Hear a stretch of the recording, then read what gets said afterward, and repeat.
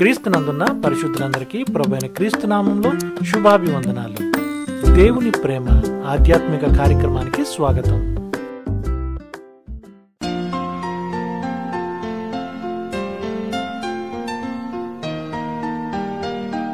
ఆర్భాటముతోనూ ప్రధాన దూత శబ్దముతోనూ దేవుని బోరతోనూ పరలోకము నుండి ప్రభువు దిగివచ్చును.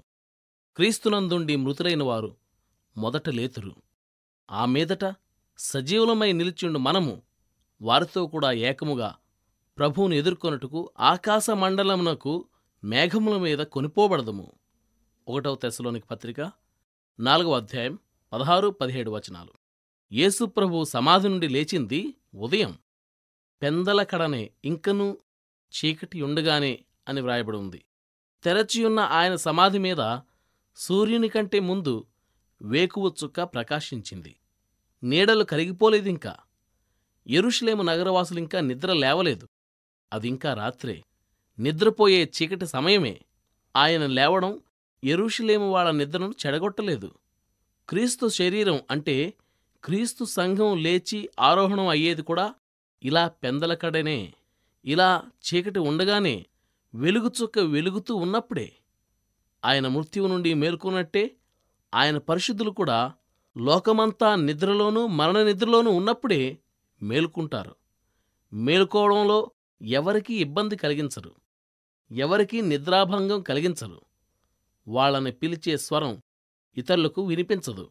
తల్లి ఒడిలో నిద్రపోయే పసిపాపలాగా యేసు ప్రభు వాళ్ళని నిశ్శబ్దమైన సమాధులలో మెల్లగా నిద్రపుచ్చినట్టే అంత మృదువుగాను మెల్లగాను ఆ ఘడియ వచ్చినప్పుడు వాళ్ళని లేపుతాడు. మంటిలో పండియున్నవార్లారా మేల్కొని ఉత్సహించుడి. యెషయాగ్రంథం 26వ అధ్యాయం 19వ వచనంలో మంటిలో పడియున్నవారులారా మేల్కొని ఉత్సహించుడి అనే మాటలు వాళ్ళకి వినిపించి ప్రాణం పోస్తాయి. వాళ్ల సమాధుల్లోకి మహిమ కిరణాలు చొచ్చుకుపోతాయి.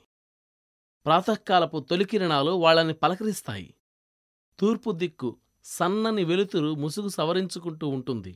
దాని సున్నితమైన పరిమళం, జోలపాడే స్తబ్దత, దాని నైర్మల్యం, మధురమైన ఏకాంతం, ఆ పవిత్రత, ఆశాదీపాలన్నీ వాళ్లవే.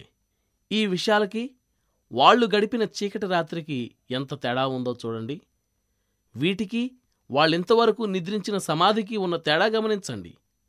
తమని బంధించి ఉంచిన నేలని విదిలించుకుని, మృత్యుపాశాలను తెంచుకుని, తమ మహిమ శరీరాలతో ఆకాశంలో తమ ప్రభువును కలుసుకోవడానికి తేలికగా ఆరోహణమవుతూ ఎవరూ నడవని ఆ దారుల వెంట వేగుచుక్క కిరణాల జలతారు దారాల మీదుగా ఎక్కిపోతారు. రాత్రంతా విలాపం ఉండవచ్చు, కాని ఉదయంతో పాటు ఉల్లాసం వస్తుంది.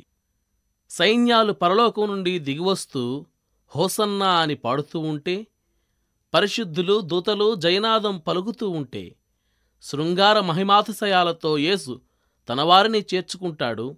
ఇలాగే అవుతుంది. యేసు ప్రభువు త్వరగా వచ్చేయి.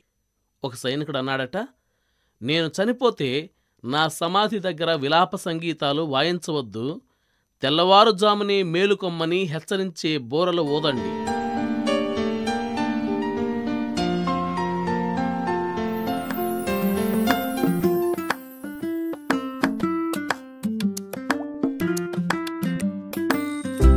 దేవుని ప్రేమ ఆధ్యాత్మిక కార్యక్రమాన్ని చివరి వరకు వీక్షించిన శ్రోతలందరికీ మా హృదయపూర్వక వందనాలు. తిరిగి మరలా రేపటి ఉదయకాల సమయంలో కలుసుకుందాం. అంతవరకు సెలవు. May God bless you. దేవుడు మిమ్మల్ని అందరినీ దీవించును గాక. ఆమేన్.